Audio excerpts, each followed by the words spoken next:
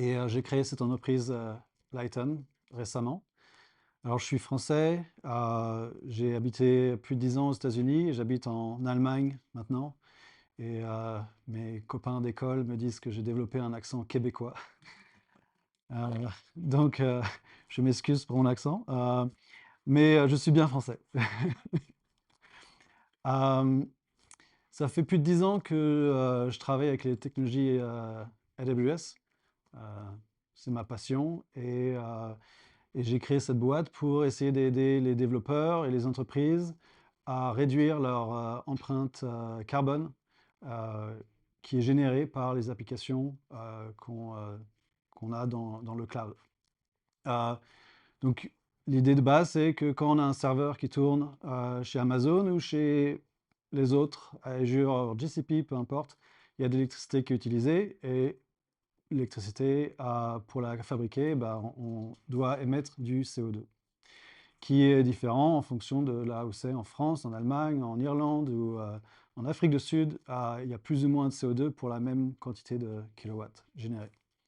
Donc, j'ai eu l'idée de créer cette boîte pour essayer de sauver la planète.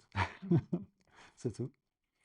Euh, Si vous avez des questions pendant la présentation, s'il vous plaît, posez les questions dès que vous les avez, plutôt qu'à la fin. Je pense que ce sera plus interactif. Euh, Avant de commencer, je voulais juste avoir une idée de votre expérience avec AWS. Alors, en venant à Epitech, je me suis dit qu'il y aurait plein d'étudiants. Mais ok, il y en a quelques-uns. Merci d'être venu. Euh, qui ici utilise AWS peut-être une fois par mois à peu près ou plus? Ok, très bien. Euh, Si je vais trop vite ou si quelque chose que vous ne comprenez pas, n'hésitez pas à demander. Euh, donc, dans la mission de Lighten d'essayer de mesurer et réduire les émissions CO2, notre première étape, c'était de donner un outil pour mesurer les émissions CO2.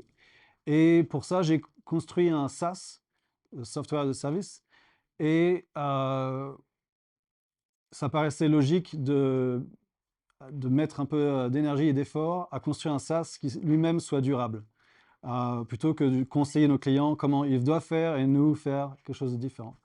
Donc je vais vous expliquer comment j'ai construit ce SaaS de manière durable et je vais parler de chaque couche de l'architecture, les données, le front-end, l'authentification et le back-end, et vous expliquer un peu ce que j'ai appris au fur et à mesure. Ça fait 10 ans que je le fais, mais en fait j'ai beaucoup appris moi-même en construisant quelque chose de zéro.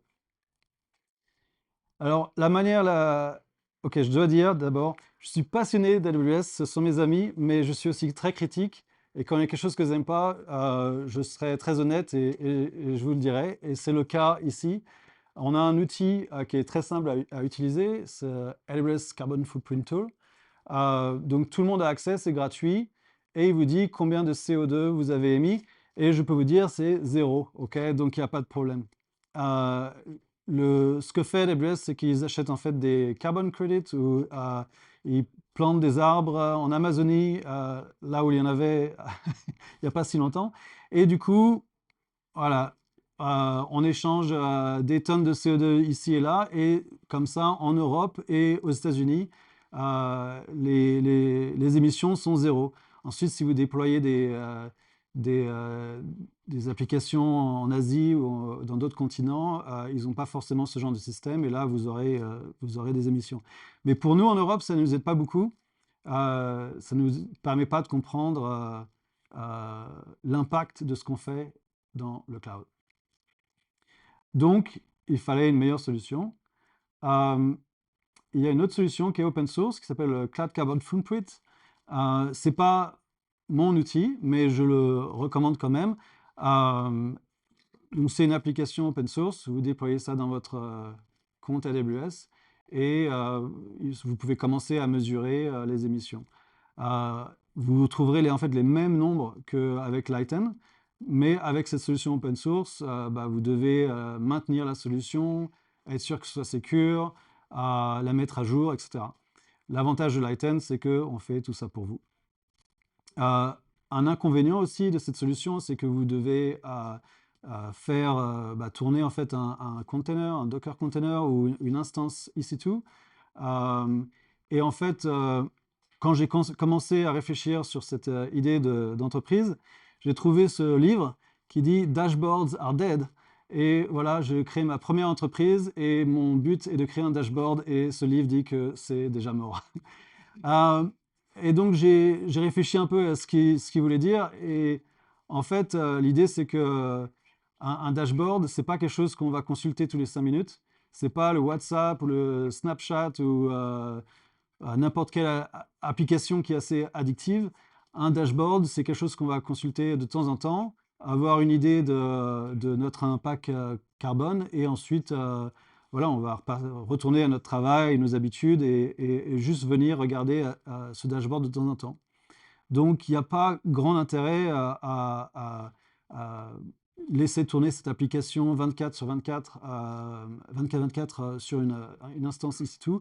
Je voulais créer quelque chose de serverless, donc qui génère des coûts et des émissions juste quand elles sont utilisées. Donc, j'ai créé un SaaS serverless et aussi l'avantage du SaaS, c'est que maintenant, je peux regarder les données de différents clients et avoir une idée de qui sont les bons élèves et qui sont les mauvais élèves. Au début, on n'avait pas cette fonctionnalité on a un score de A à G maintenant. Et la première question de mes clients, c'était, OK, j'ai généré 2 tonnes de CO2, est-ce que c'est bien ou c'est pas bien? On n'a aucune idée. Donc, on a trouvé une manière assez simple de comparer les données et de permettre d'indiquer à nos clients si leur environnement cloud est assez durable ou pas. Je peux vous montrer rapidement notre application. Euh,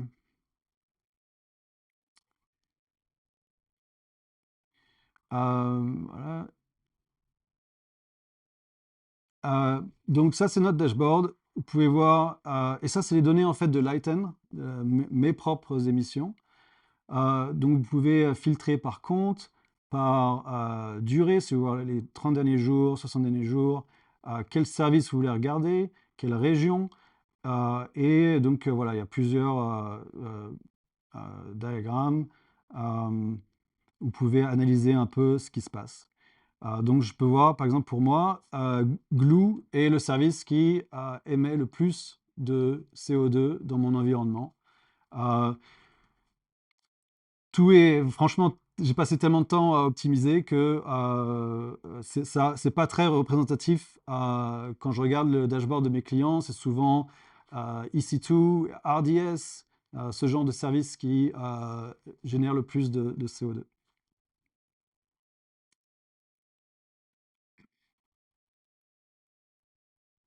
Euh, donc c'est l'application, l'architecture de notre application.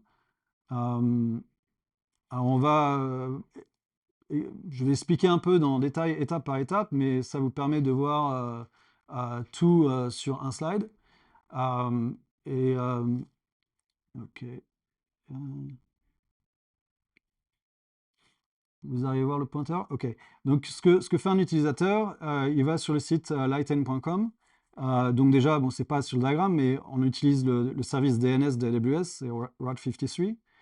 Et l'utilisateur va donc télécharger les fichiers statiques HTML, JavaScript, CSS, les images. Tout ça, il y a un cache sur CloudFront, mais toutes ces données sont dans un S3 bucket. Une fois que ces données sont téléchargées, l'utilisateur va vouloir s'authentifier. Donc, je gère les authentifications avec Cognito. Ce soir, j'espère que vous allez vous authentifier sur mon site, vous allez probablement utiliser votre compte Google, mais mes clients utilisent leur Enterprise ADP, Okta ou JumpCloud, ce genre d'application.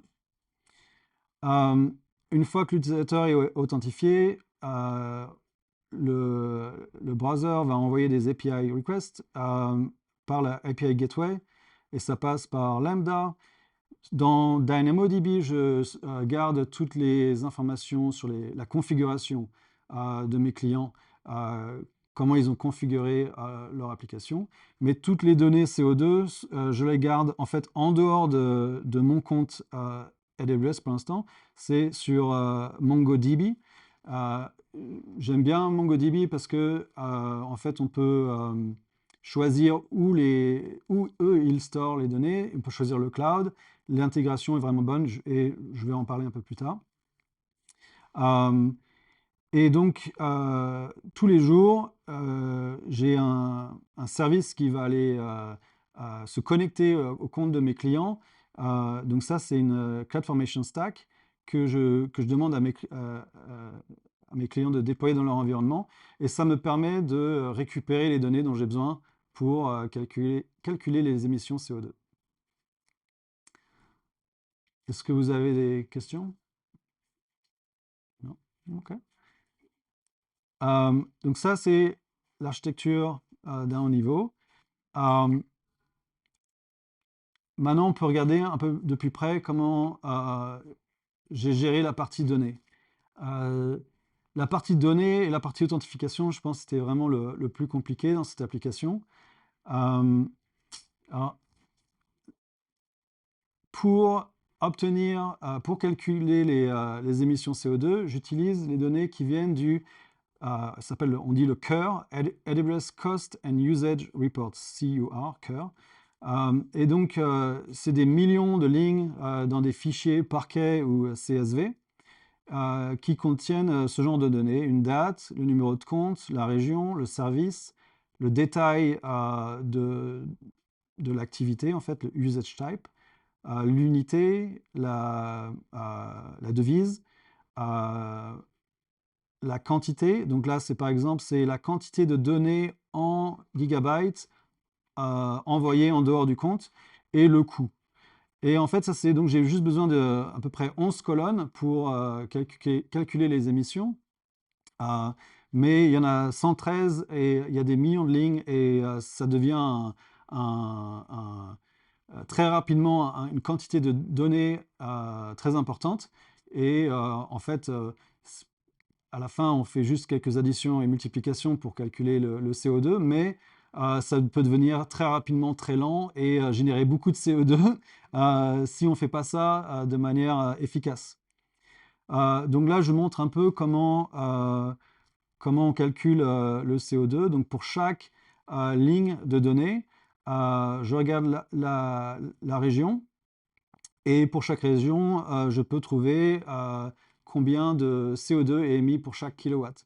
Donc en France, je crois que c'est 60, à peu près ça. Et en Irlande, en Allemagne, c'est à peu près 8 à 10 fois plus. Euh, Ensuite, je regarde, OK, quelle est l'activité, qu'est-ce qui s'est passé dans le compte de l'utilisateur. Et à partir de ça, on peut calculer, il y a des estimations, des modèles qui permettent de calculer la quantité de kilowatts qui a été générée juste par cette activité. Et ensuite, juste en multipliant les deux, on peut calculer la quantité de CO2. Donc, addition, multiplication, mais qui doit être répétée des millions de fois et qui au final peut prendre beaucoup de temps si ce n'est pas fait de manière efficace. Donc la première étape, c'est de comprendre les données dont j'ai vraiment besoin et de les réorganiser, donc ça, c'est ce que je trouve dans le AWS Cost and Usage Report, et ça, c'est ce que je store, ce que je garde dans MongoDB. Donc, j'ai la date, le service, le compte, la région, et la quantité de kilowatts, le coût et la quantité de CO2. Et déjà, ça permet de réduire la quantité de données par 16. Donc ensuite, c'est beaucoup plus efficace quand on a besoin d'afficher le dashboard, de juste regarder ces données-là au lieu de celles-là. Mais toujours, pour mon environnement qui est en fait assez petit, c'est gérable, mais si je veux me connecter et faire ces opérations pour des clients qui ont beaucoup d'activités et qui dépensent des millions peut-être chaque mois, ça devient ingérable, donc il faut encore optimiser les données. J'ai fait beaucoup de recherches et j'ai trouvé cette technique sur une vidéo de MongoDB où il explique que en fait, les données, c'est comme les pizzas. Euh, Si vous avez un restaurant et qu'un client vient et vous êtes une pizzeria, et si vous prenez la farine, vous mélangez avec l'eau, l'huile, le sel, et qu'ensuite vous mettez la sauce tomate, le salami ou le thon, vous la mettez à cuire, 1 heure plus tard, vous donnez la pizza au client, le client ne va pas être très content et les autres clients qui ont attendu pendant ce temps-là vont partir. Donc ce n'est pas la bonne technique. Ce que font les pizzerias, c'est qu'ils préparent la boule pour la pâte en avance et ensuite ils rajoutent juste ce qu'il faut dessus et en 10 minutes de cuisson, c'est prêt. On peut faire la même chose avec les données. Par exemple, si je retourne sur le site là, euh, si je regarde, si le client veut voir ce qui s'est passé dans les 180 derniers jours, euh, si je n'ai pas cette technique d'agrégation, je vais regarder les données pour les 180 derniers jours et faire l'addition pour chaque service, chaque région et donner le chiffre. Et faire ça pour chaque bout de diagramme que j'ai ici. Euh, et en fait, avec l'agrégation, c'est très simple. On peut déjà préadditionner tout ça pour 180 jours et dire, OK, pour ces derniers 180 jours, tant a été émis dans cette région avec ce service. Et du coup, ça réduit la quantité de données par 180. Si je veux regarder les 700 derniers jours, ça réduit la quantité de données par 700. Et donc, ça permet d'avoir quelque chose qui... euh, la requête qui permet d'afficher ces données ne prend pas de plus en plus de temps en fonction du temps de données accumulées. Je sais, oui, ouais, alors je vais montrer ça. Si tu vois là,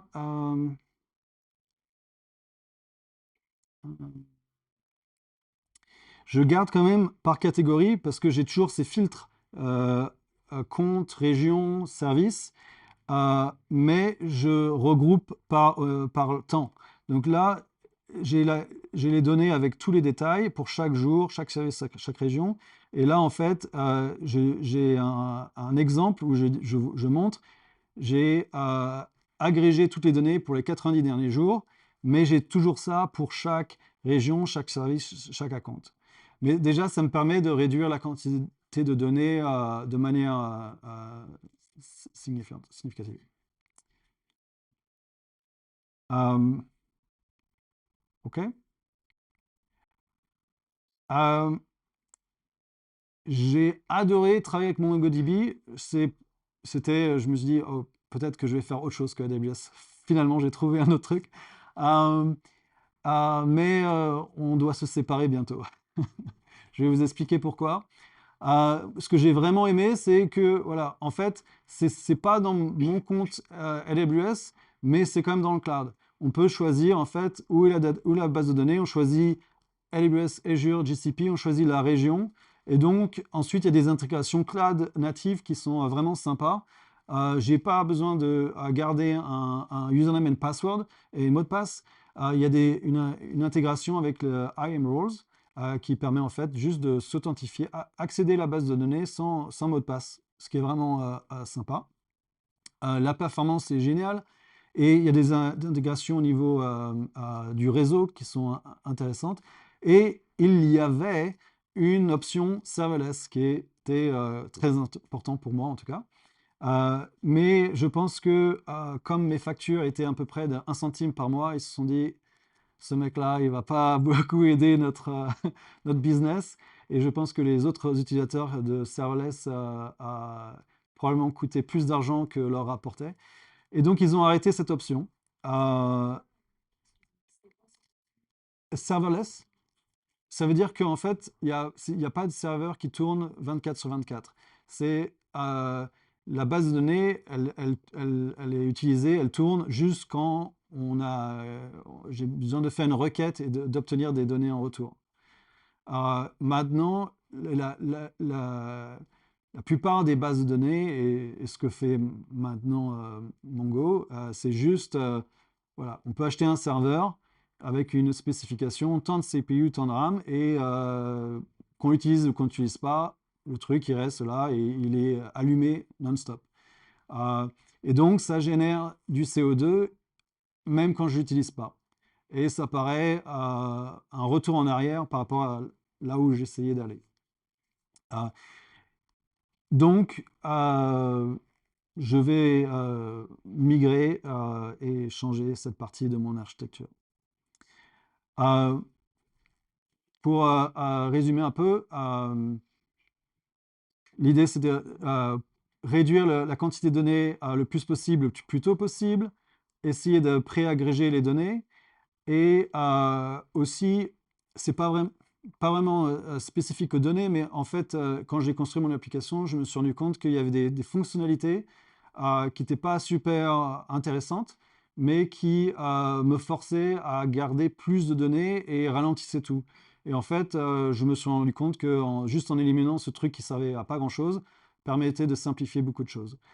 Donc, je sais pas, c'est un peu la Steve Jobs, il explique toujours ça, il faut une interface super propre et le minimum possible. Donc je pense que Steve Jobs était un avant-gardiste, je pense pas qu'il faisait ça pour l'environnement, mais on peut s'inspirer de lui pour ça. Euh, et donc, comme j'ai expliqué, je vais me séparer de MongoDB et je vais utiliser quelque chose qui s'appelle DuckDB, qui est qui a été démarré par des Hollandais.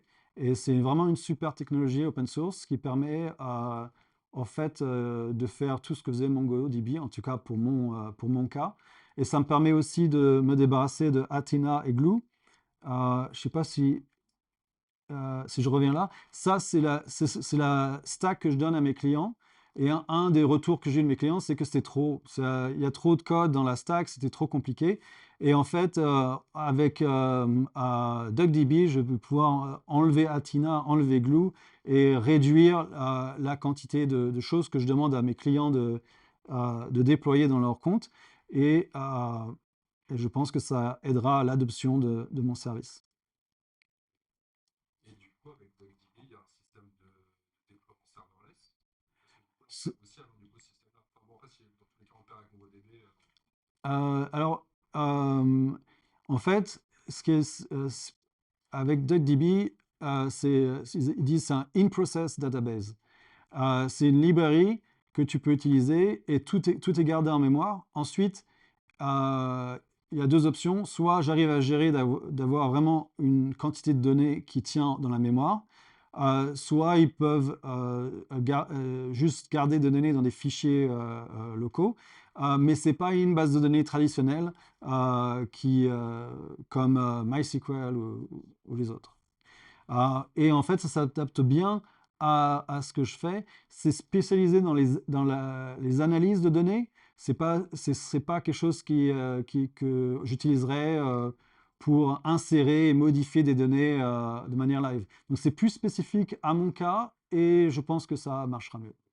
C'est un peu plus comme un data lake, un data warehouse, où juste donne de la donnée pour de l'analytics plus tard. Ouais, Est-ce que ouais, c'est une memory et ça se base sur des fichiers, même sur S3, je crois aussi. oui, exactement. Tu peux lire les fichiers sur S3, tu les gardes en mémoire, il fait ce qu'il a à faire et voilà.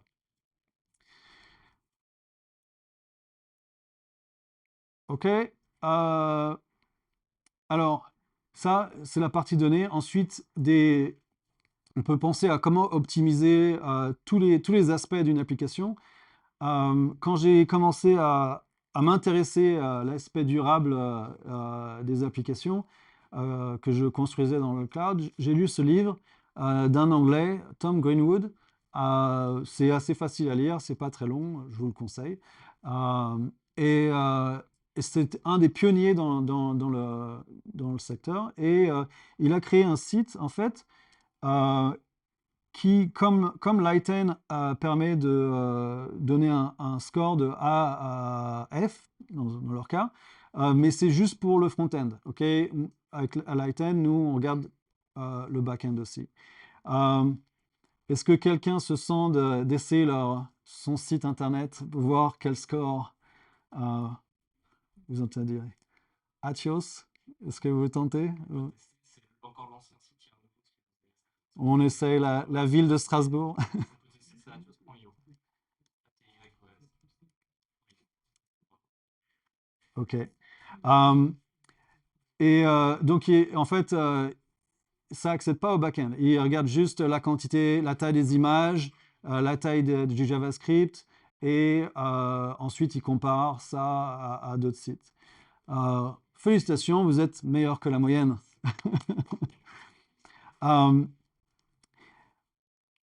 Honnêtement, tous les sites, les Facebook, les Google, encore la page de search de Google n'est pas trop mal, mais la plupart des grands sites sont assez lents. Moi, je suis tellement là-dessus que maintenant, je vais sur un site web et si c'est trop lent, ça me hérisse les poils.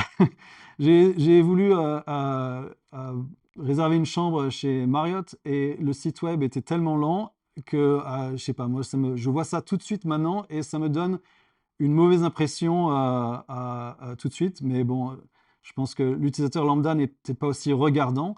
Mais quand même, je pense que si on arrive à construire des sites web qui sont rapides et dynamiques, on aura des clients plus heureux. Ça permet de se démarquer aussi. Alors, ok, vous avez un score avec le site de Tom Greenwood là, et qu'est-ce qu'on fait pour améliorer les choses? Moi, je trouve que cet outil, Chrome Lighthouse, c'est un outil très utile et très facile à utiliser. Donc, si je vais sur Atheos, je peux ici dans Chrome chercher le Lighthouse et faire une analyse de la page. Et ça va donner des informations très spécifiques. Qu'est-ce que je peux faire pour optimiser ma page web? Est-ce que vous avez une image qui est beaucoup trop grande, qui peut être réduite, et donc vous pouvez suivre les conseils de la page. Un des conseils, c'est aussi de réduire la quantité de JavaScript. Donc, il y a quelque chose qui s'appelle le bundle size. En fait, tout le JavaScript de la page est rassemblé en un bout. Et en fait, il y a des outils comme ça qui permettent de visualiser quelle librairie prend combien de place. Donc, la taille du rectangle est proportionnelle à la taille de la librairie. Et donc, la première chose que j'ai faite, c'est je me suis dit, en fait, je n'ai pas besoin de ces trois trucs-là. Je peux faire un peu de ménage et éliminer ce qui n'est pas utile. Après avoir fait un peu de ménage, je me suis mis à utiliser TypeScript et Vite, qui est des technologies pour le front-end. Et donc maintenant, c'est ma nouvelle version. Et je vois qu'en fait, cette partie-là, c'est juste le code que j'ai écrit. Ça, c'est React, qui est le framework que j'utilise pour la page web. Ça, c'est la librairie que j'utilise pour tout ce qui est les diagrammes.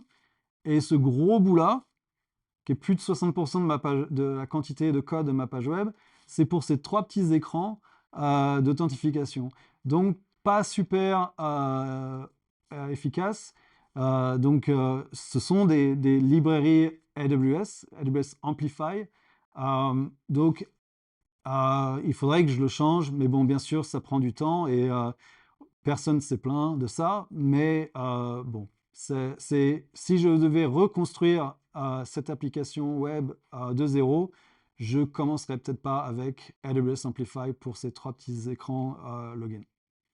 Donc, si vous commencez, évitez ça. Alors, pourquoi? Regardez, le problème, c'est que il y a une librairie qui a besoin d'une autre, qui a besoin d'une autre, qui a besoin d'une autre, et on a 1 million de librairies qui dépendent les unes des autres. Et donc, c'est ça la vraie architecture de notre technologie moderne. On a des librairies empilées les unes sur les autres, et là, on a une petite librairie qui est maintenue par un mec dans le Nebraska depuis 2003. À un moment, je pense qu'il va en avoir marre, et quand on va faire pop, ça va tomber. Alors, le front-end, toutes ces packages NPM et tout ça, on peut vraiment mieux faire. Mais le front-end dit, hey, back-end, c'est pas mieux hein, de l'autre côté. En fait, on a le même problème partout, et c'est ça notre vraie architecture, c'est des usines à gaz construites à partir d'autres usines à gaz. Et c'est vraiment ça qu'il faut essayer d'éviter si on veut. Bon, c'est une blague, hein, c'est peut-être pas, c'est mieux que ça quand même chez Raytheon, mais ça illustre un peu le problème. Euh, Maintenant, on ne peut pas tout réécrire de zéro. Je ne vais pas écrire un operating system, je ne pense pas que j'y arriverai, pour être honnête. Je dois utiliser certaines librairies et je recommande d'utiliser cet outil qui est gratuit, Sneak Advisor. Vous pouvez en fait faire des recherches et voir, ok, est-ce que ce package il a des problèmes de sécurité? Est-ce qu'il n'a pas été maintenu depuis 10 ans par un mec au Nebraska? Ou ça vous donne une idée de est-ce que vous pouvez y faire confiance ou pas. Donc, réduire le code, TypeScript, vite, ça marche, ça a bien marché, et AWS Amplify, pas trop. Ok. Je vois de plus en plus de. Bon, après, forcément, c'est des grosses applications, des Netflix ou autres qui commencent à se passer de React pour alléger les offres. Ouais. Plus de rapidité dans l'interactivité et tout. Est-ce que ce serait une possibilité? Ou est-ce que ça serait trop overkill Non. dans un premier temps? Non, personnellement, si je devais le refaire, je regarderais ça, Svelte, qui est probablement plus léger. Et pour être honnête, voilà, je démarre ma boîte, je suis tout seul, j'ai toutes les questions finances, légales, je dois chercher un nom, un domain name, j'ai 10 000 choses à gérer. Il y avait un truc, je disais, ok, le front-end, ça fait 10 ans que je n'en avais pas fait. Tout le monde dit que React, c'est le truc qu'il faut utiliser. Je suis parti là-dessus. C'est difficile de changer maintenant. Mais, tout à fait, c'est probablement mieux d'utiliser quelque chose comme ça. Le problème, c'est que React a un gros écosystème.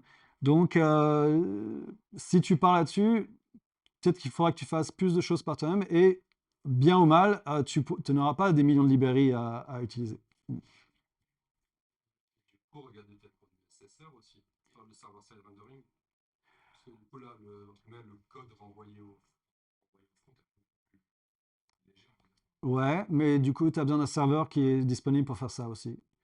Alors, je sais pas, l'un dans l'autre, je sais pas vraiment si ça. Dans mon cas, mais dans certains cas, probablement. Ouais. Une possibilité que moi j'ai déjà utilisée sur une entreprise, c'est de faire l'isolement de bundle entre guillemets et du chargement progressif. Typiquement, l'exemple concret, c'est qu'une personne qui est déjà connectée sur le site, elle a besoin de récupérer le bundle d'AWS pour savoir si elle est connectée, comment se connecter. Est-ce que ce serait possible aussi de mettre en place, de faire un peu du easy loading en fait Ouais, JS tout à fait. à chaque fois la quantité. Ouais. C'est ce que je fais en fait avec Vite. Donc c'est ça. J'utilisais le bundler de React et je suis passé vers Vite après, qui permet de... bon, bah, je sais pas, j'ai rien à voir sur ce site, mais bon, c'est ça le site, qui permet de faire ce que tu dis. En fait, il casse le JavaScript en petits bouts et tu accèdes à ce dont tu as besoin au moment...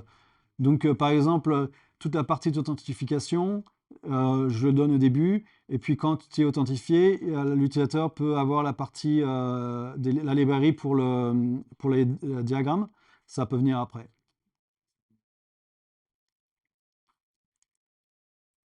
Ok. Je regarde le temps. Je me dépêche un petit peu. Ok. Cette partie-là peut être un peu compliquée. Alors, j'ai besoin de toute votre attention. Ou alors vous me dites, Mathias, on connaît tout de l'authentification, et je passe. Cette partie était assez compliquée à gérer, parce que en fait, c'est ça ce qui est différent entre un SaaS et une application web lambda. Alors, il y a SaaS et SaaS. J'ai des clients qui me disent, on a un SaaS, et en fait, ils ont une instance EC2 par client. Et pas vraiment un SaaS dans le sens où, oui, c'est eux qui le gèrent, mais c'est pas multi-tenant. Pour moi, un vrai SaaS est multitenant. Donc, ce que je dois faire, c'est que j'ai une base de données avec un identifiant pour chaque client et je peux garder des données spécifiques à chaque client. Et quand ce client accède à mon site, je donne les données juste pour ce client et pas à un autre. Ok, c'est l'idée. Et donc, comment je fais ça? Il y a cette base de données DynamoDB. Et, ce que je fais, c'est que quand l'utilisateur s'authentifie avec Cognito, je customise quelque chose qui s'appelle un token JWT. C'est je sais pas, une longue string qui permet de dire vous avez été authentifié et voilà qui vous êtes. Et quand ensuite la page web va envoyer ça dans chaque requête. Donc quand je reçois ça, je dis ah ok, vous avez authentifié et je peux vérifier que j'ai confiance en cette authentification et je sais que vous êtes client numéro 1 ou client numéro 2. Et en fonction de ça, donner les données qui vont bien.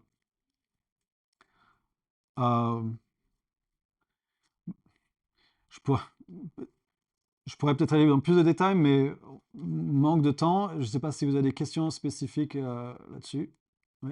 Est-ce que vous gérez le token dans le sens où est-ce que vous avez un token qui expire par exemple tout le modulaire et un refresh token et dans ce cas-là, comment ça s'intègre par rapport à l'impact carbone? Parce que je sais que moi, dans la plupart des solutions que j'ai vues, c'est avoir un refresh token qui permet que l'utilisateur puisse toutes les 30 secondes, une minute, vérifier que c'est bien lui dans une seconde table et un token principal qui lui est vraiment le token de connexion, ce qui permet de gérer la durée de vie plus finement et ça génère des appels assez souvent avec un serverless. Est-ce que ça a un impact ou est-ce que c'est pas du tout non, si, exactement.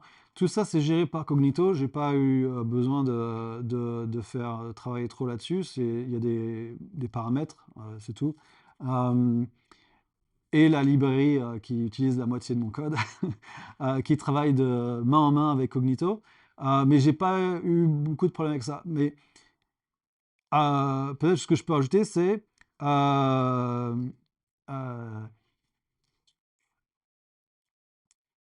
je dois vérifier l'identité de l'utilisateur si on m'envoie une requête. Par exemple, l'utilisateur va sur la page et veut voir ce qui s'est passé en région Paris les 30 derniers jours. Et donc, il y a une requête et je dois la vérifier et envoyer les données.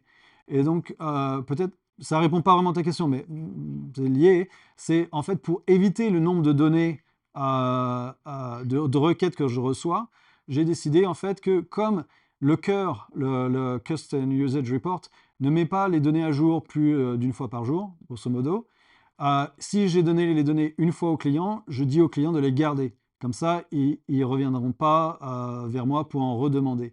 Et donc, je limite le nombre de requêtes qui vient vers le back-end. Maintenant, si le client change les filtres et demande quelque chose qu'il n'a pas, là, potentiellement, il y a besoin de se réauthentifier. Mais ce n'est pas toutes les 30 secondes, je crois. C'est plus long. C'est comme l'exemple de ChatGPT avec des jetons. Ça permet d'avoir un jeton pour une utilisation et pour la journée. C'est pour la journée, ouais. À peu près, je crois, si je me souviens bien. Du coup, il est où la complexité?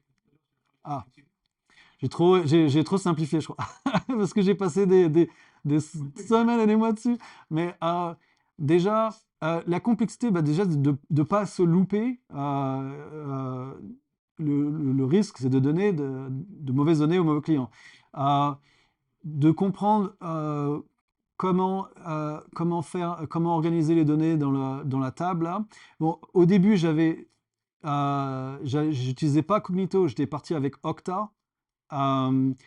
Parce que donc là, il y a Okta, mais c'est l'Okta du client. Mais en fait, il y avait Auth0. Auth0, c'est la version équivalente de Cognito chez Okta. Bon. Et j'avais commencé avec ça parce que c'était l'outil qui est le plus connu. Et en fait, ça,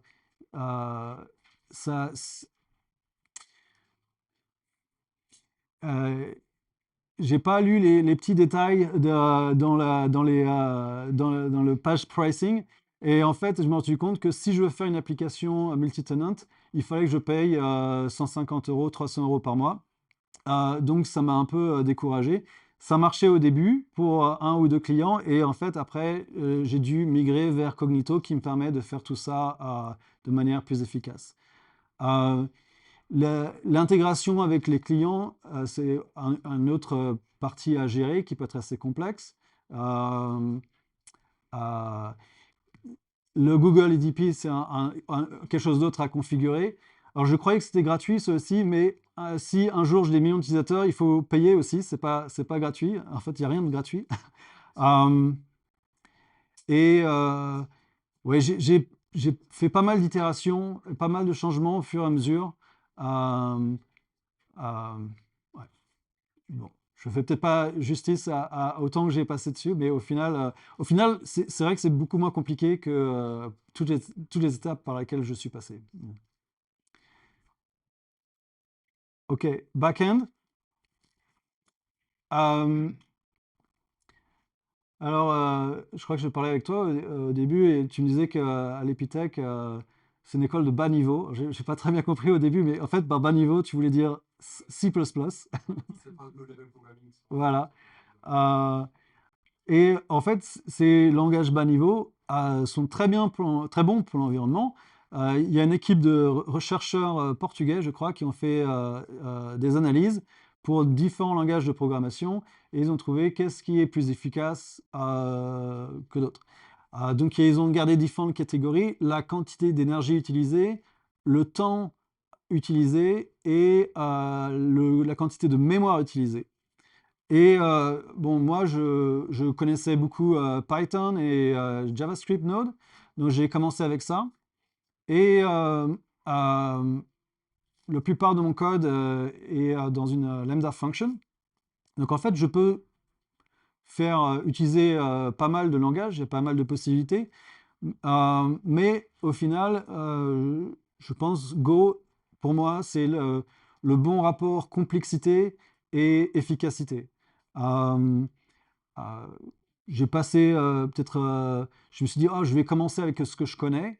Et en fait, passer de JavaScript à Go, c'était pas si difficile que ça. Et j'ai l'impression que j'aurais dû le faire bien avant. Investir le temps d'apprendre un langage qui est plus efficace. Euh, donc voilà. Euh, Ce que je trouvais ça intéressant, c'est que JavaScript ici est un des premiers dans la liste en termes d'énergie utilisée. Donc c'est un langage qui est en fait qui est assez efficace. Euh, Par contre, je pense que ça ne s'adapte pas trop aux technologies serverless lambda parce que ça demande une grosse JVM, Java Virtual Machine. Euh, et donc, peut-être que c'est bien classé ici, mais je pense que ça s'adapterait pas trop à mon cas, à la technologie que j'utilise.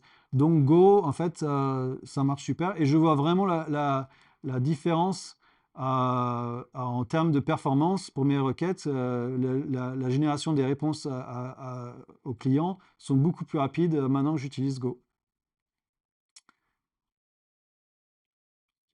Ouais. Le temps de réaction, il prend en compte le cold start ou pas?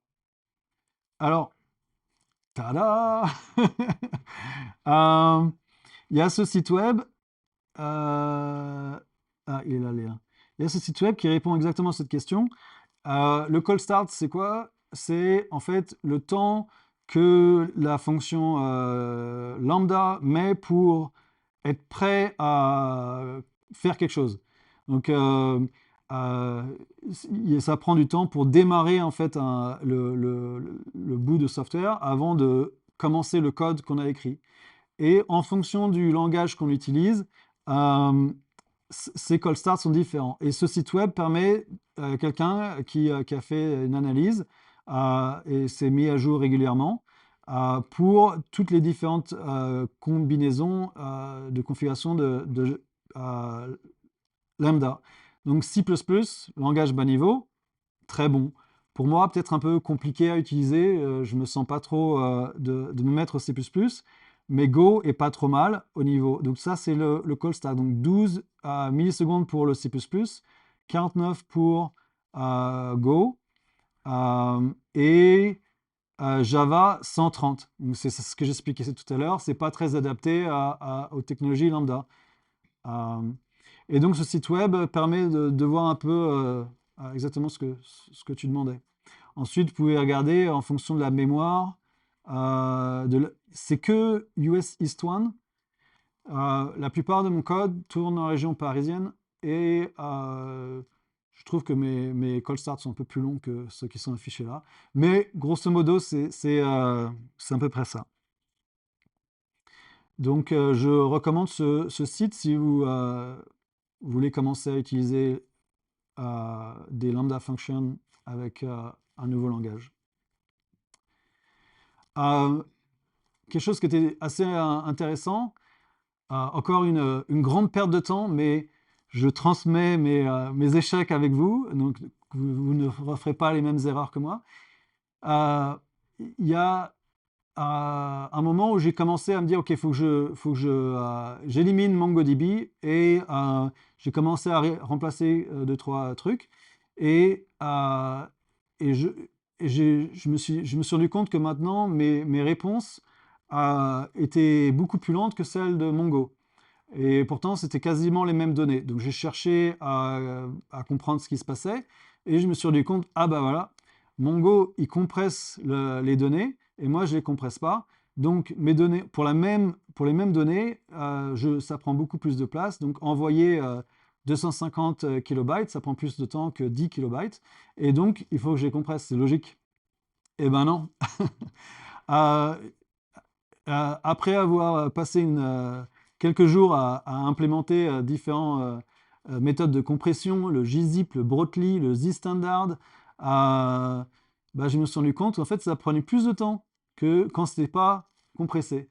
Donc c'est un peu contre-intuitif, mais en fait ce que j'ai compris, c'est que il y a le temps pour télécharger et le temps pour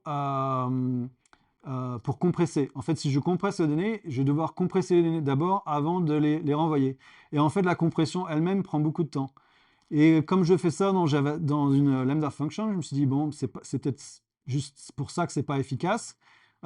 Même si la quantité de données renvoyées est plus petite que ce que j'ai quand c'est pas compressé, ça prend plus de temps.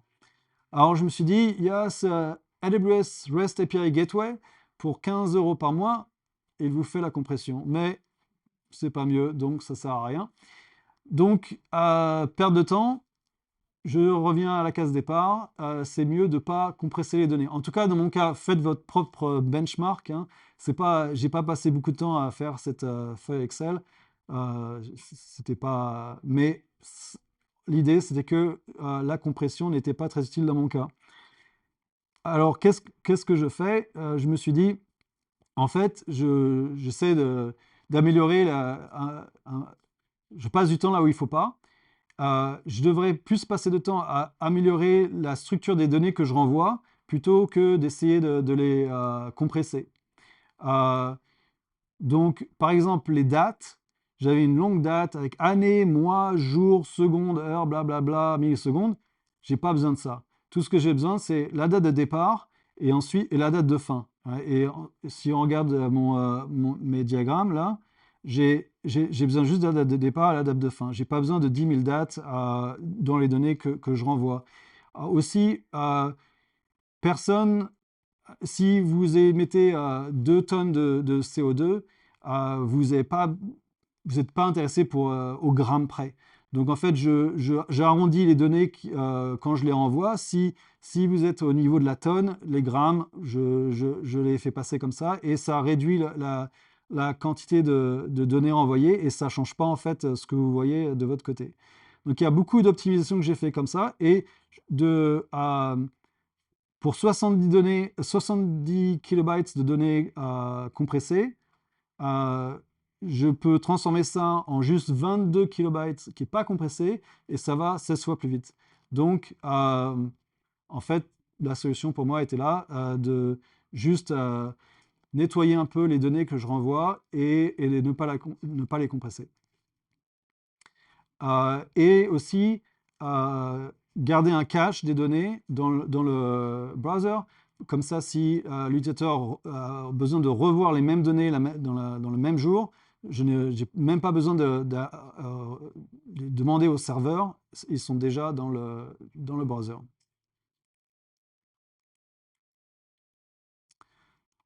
Donc la conclusion, c'était investir du temps plus tôt que tard dans un bon langage, un bon framework, peut-être pas Python, peut-être pas JavaScript, peut-être Go, et Svelte à la place de React, par exemple.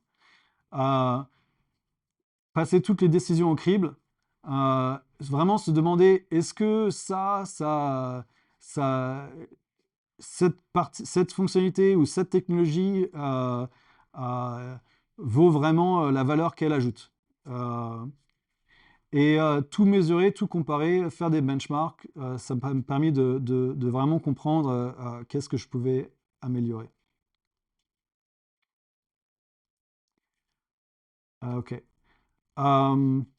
Des questions? Ouais. Est-ce que tu as testé le lambda power tuning tool qui permet de un peu vérifier par rapport au combien de RAM tu mets, enfin donc slash CPU implicitement. Ouais. Je ne l'ai pas utilisé, mais je sais ce dont tu parles. Je pense que c'est pas vraiment adapté à mon cas, parce que j'ai pas une utilisation très intense de mes API. Et en fait, pour l'instant, ce que je fais, c'est assez simple. J'ai juste quelques API. J'ai juste testé manuellement. En fait, ce Lambda Power Tuning Tool, ça me permet de tester Lambda avec différentes configurations et de voir qu'est-ce qui est le plus efficace. Peut-être que la configuration qui paraît la moins chère pourrait être la plus chère, parce que si ça prend plus de temps, on paye plus. Donc, cet outil permet de tester un peu tout ça et trouver la configuration la plus efficace. Mais dans mon cas, non, j'ai juste fait quelques tests manuellement. Mais ça peut être très utile si, peut-être pour des cas où il y a les opérations qui sont faites dans la lambda sont assez complexes et demandent beaucoup de RAM, beaucoup de CPU. Au final, moi, ce que je fais, je lis un peu de données et je les renvoie.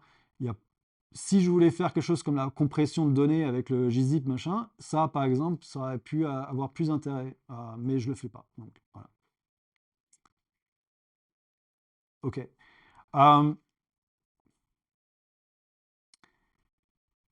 Quelques bonus.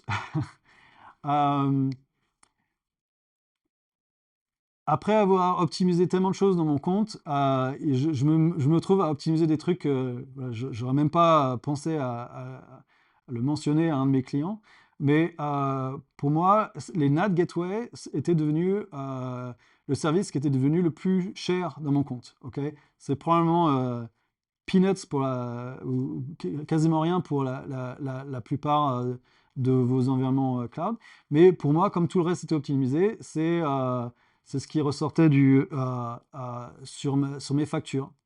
Et donc, j'ai trouvé ça en fait assez bête de payer 24 heures de NAT Gateway quand en fait, j'en ai juste besoin quand je vais chercher les nouvelles données chez un client une fois par jour. Donc, j'utilise pour 15 minutes par jour et ensuite c'est fini et je paye pour les 24 heures. Donc, j'ai implémenté ce système. En fait, c'est un switch, un interrupteur, comme ça. Et en envoyant un événement, je peux démarrer un NAT Gateway et quand j'ai fini, je l'éteins. Et du coup, je paye juste quand j'en ai besoin. Mais en fait, c'est une bonne technique juste si vous avez une application qui est éphémère, si vous avez un site web, vous aurez besoin probablement de quelque chose comme ça tout le temps, donc ça ne marche pas vraiment. Mais si vous avez une application éphémère, comme dans mon cas, récupérer des données chez un client, ça peut être utile. Mais je dirais, c'est open source, vous pouvez l'utiliser, mais en fait, ça n'a vraiment qu'un intérêt si vous avez absolument besoin de l'IPv4, IPv4, je ne sais pas comment on dit en français, mais AWS a un équivalent du NAT Gateway qui s'appelle IPv6 Egress Only Gateway, quelque chose comme ça. Et ça fait que IPv6, mais c'est gratuit. et vous n'avez pas besoin de gérer toute cette complexité-là. Mais bon, voilà, si votre application a besoin d'IPv4, vous êtes obligé d'utiliser un NAT gateway.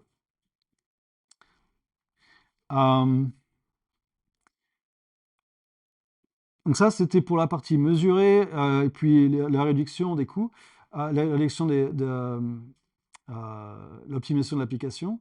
Ensuite, j'ai développé pour un client cette fonctionnalité de usage report. Je me suis rendu compte en fait que mes clients, ils avaient plein d'ingénieurs qui partageaient le même compte à AWS.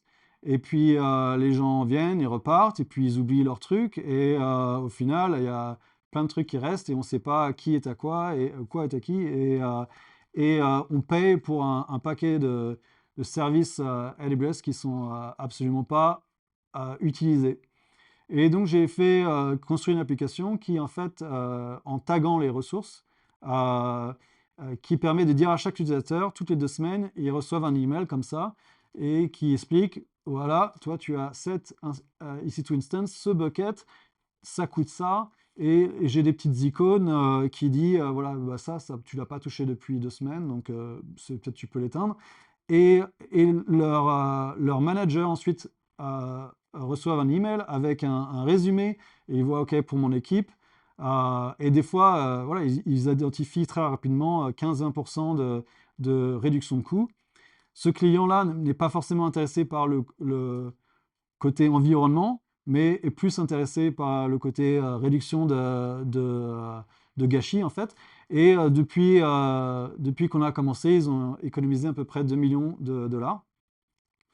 Mais bon, ils dépensent 3 à 4 millions par mois. Mais en 6 mois, 2 millions d'économies, c'est pas mal. Euh, et, euh, et ensuite, on a intégré ça maintenant avec Security Hub, qui est l'outil d'AWS qui permet de trouver des problèmes de sécurité dans les ressources cloud. Et donc, dans leur email, ils ont aussi, OK, là, il y a des problèmes de sécurité sur sur vos ressources, donc ils peuvent les corriger ou juste éliminer s'ils n'en ont pas besoin. Donc, en fait, c'est probablement l'outil le plus efficace pour l'environnement que j'ai créé, même si en fait je dois dire que la partie sécurité et réduction de coûts est ce qui parle le plus à mes clients. Je vous propose un jeu. Allez-y, vous pouvez scanner et j'ai préparé quelques questions et puis on verra les réponses en live.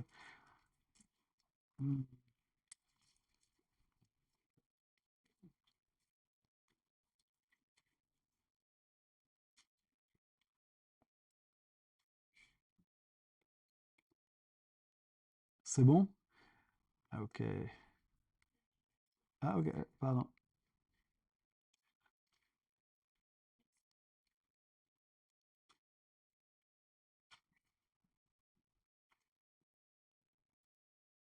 Ok.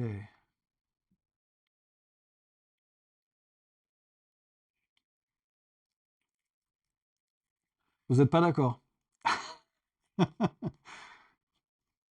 Par informatique, pour la deuxième question, par informatique, on entend les data centers, la construction des CPU ou juste la partie Tout. Tout ce qui est connecté à une prise électrique et qui demande de l'électricité. Pardon? Qu'est-ce que j'ai écrit? Quel pourcentage du revenu d'AWS? Ouais, alors, pardon.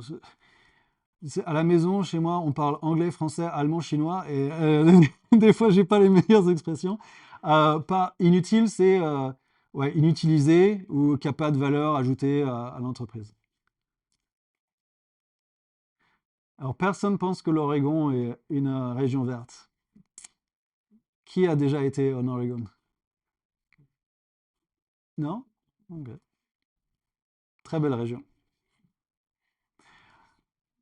Euh, alors, là, je vous donne la réponse? la région la plus verte, je crois que c'est le Québec. En fait, au Québec, ils ont beaucoup d'hydraulique, ils ont beaucoup d'eau. L'Ohio, c'est pas bon du tout. Et Virginia, qu'on utilise tous, est pas bon du tout aussi. En fait, il y a un site web, Electricity Map,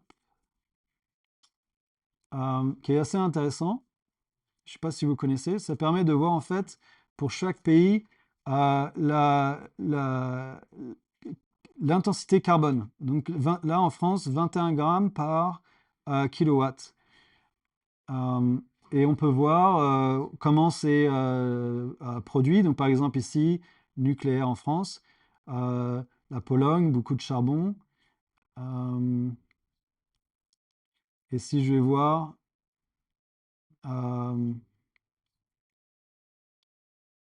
le Québec, 37, c'est moins bon que la France, 37 grammes par kilowatt, et là, US East One, beaucoup plus. Et ça, c'est l'Oregon, 59. Bon, en gros, l'idée, c'est que chaque région produit l'énergie de manière différente, et il faut essayer de comprendre. Ensuite, si vos clients sont en France, ça ne sert à rien de mettre le truc au Québec, parce que il y a des émissions à trimballer les données d'un côté à l'autre de l'Atlantique.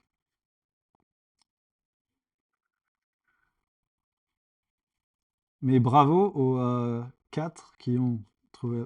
Qui avait trouvé alors, plus de 4 mains qui vont se lever? Non, non, non. Ok, vous êtes honnête. Euh, alors, euh, quel est le pourcentage du total des émissions CO2 qui viennent de l'informatique? Ok, moi comme. Alors, ça dépend de l'article que vous lisez, hein. Personne n'est vraiment d'accord. Et puis au final, je ne sais pas vraiment comment ils font pour calculer. Pendant longtemps, on disait 3 à 4% du CO2 global, ce qui était l'équivalent à peu près de l'industrie de l'aviation. Donc tout ce qui est informatique, autant que tous les avions qui voyagent dans le monde non-stop. Ok, ça paraît raisonnable, mais c'était avant l'intelligence artificielle.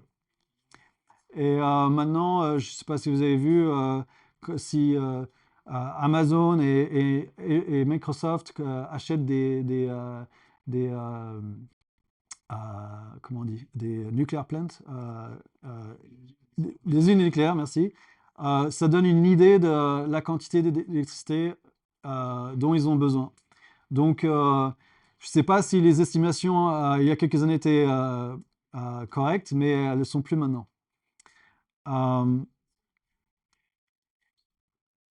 Ok, et quel est le pourcentage de revenus d'AWS qui vient de ressources inutilisées? Moi, je pense que c'est beaucoup plus qu'on ne le croit. Il y a tellement de inutilisés, qu'est-ce que ça veut dire? On peut travailler pendant 6 mois sur un projet, déployer une superbe application dans le cloud, et au final, il y a un nouveau chef qui arrive, qui annule tout, et tout ça a été fait, était devenu complètement inutile.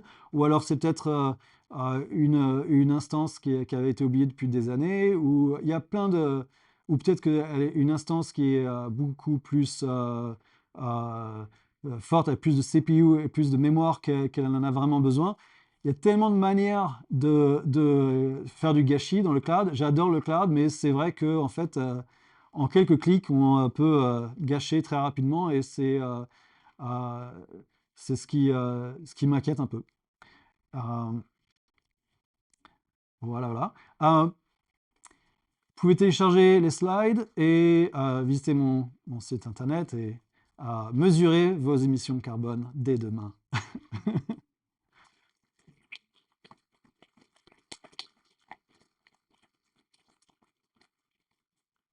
Merci. Est-ce que vous avez d'autres questions?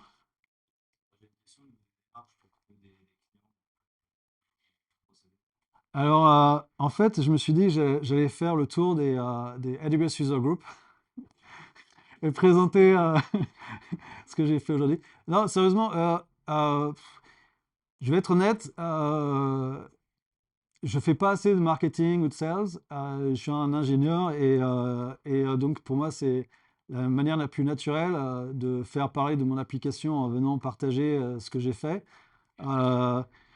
Euh, il y a un groupe Slack, AWS francophone. J'ai trouvé quelques clients par cet intermédiaire.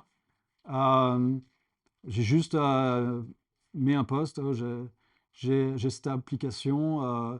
Euh, si vous l'utilisez, vous pouvez l'avoir gratuit pendant un mois ou quelque chose comme ça. Et puis quelques semaines plus tard, quelqu'un a demandé ah, est-ce que quelqu'un avait utilisé Lighten? Je vais oui, c'est très bien. Mais cette personne est devenue maintenant mon client. Euh, et ouais, j'ai pas fait de, de campagne Google Ads ou rien. Il y a pas mal de conférences qui sont sur l'environnement, mais je sais pas si j'ai pas encore vraiment essayé par ce biais-là. Je pense que mon produit est ciblé vers les utilisateurs AWS d'abord. Après, je ferai Azure et GCP. Et donc, parler à vous ici qui avez les mains sur la console et qui peuvent déployer des ressources dans le AWS, ça me paraît être la bonne manière de commencer. Et du coup, c'est quoi le modèle économique? Alors, le modèle économique, l'application, elle est gratuite pour les petites boîtes qui n'ont pas beaucoup de dépenses, jusqu'à 10 000, 8 000 euros par mois, quelque chose comme ça. Et ensuite, c'est un pourcentage euh, assez minuscule en fait. C'est 0,1%, je crois, de la facture. Donc, si vous dépensez... Bon, euh, c'est un pourcentage de la facture. Et, euh, et ensuite, si vous voulez le AWS Usage Report, c'est pareil, c'est un pourcentage de la facture en plus. Mais le AWS Usage Report, je sais que euh, ça devrait payer pour ce- les réductions de coûts devraient payer pour l'outil assez facilement. Mais donc voilà, l'idée c'est pour chaque fonctionnalité, je vais charger, faire payer les clients une partie de leur facture. Oui. J'ai pas bien compris comment, en tant que client, accéder à un compte AWS, Ah, ah. et notamment en termes de protection des données, parce que donner accès à l'usage, ok, mais donner accès aux données, surtout quand on est dans des domaines réglementés. Moi, je suis dans le domaine de la santé, donc comment vous n'avez pas accès aux données qui sont sur AWS, mais à tout ce qu'on fait sur AWS? Ouais. Alors, en fait, quand je configure l'accès, je dis j'accède les données du Cost and Usage Report. Ces données-là, c'est juste quel service vous avez utilisé. Je n'ai pas du tout accès aux clients, les données des patients ou ce qu'ils ont fait. C'est complètement séparé. Euh, et en fait, je donne un fichier au client et vous pouvez lire ce dont je demande accès et comprendre voilà, ce que je vais accéder. Mais les données que j'accède, au final, c'est ce que j'ai montré euh, ici, c'est ça. Donc il n'y a rien de spécifique Pour les au passé. techniquement, c'est un rôle IAM comme Oui, GitLab, ou voilà. c'est un Terraform, ou c'est quoi? Oui, c'est un rôle IAM. Ok. Et ensuite, bon, Un rôle IAM qui a juste accès au Cost and Usage.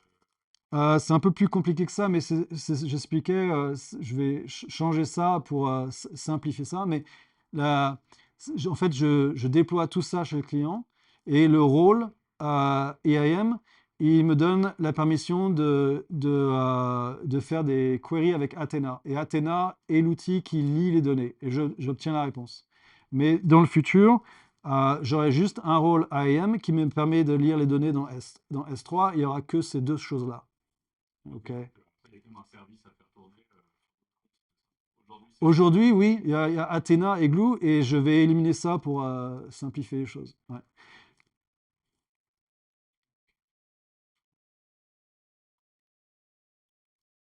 Et si vous avez des questions ou même juste des feedbacks, des idées. Je suis preneur. Et on peut aussi parler après la présentation.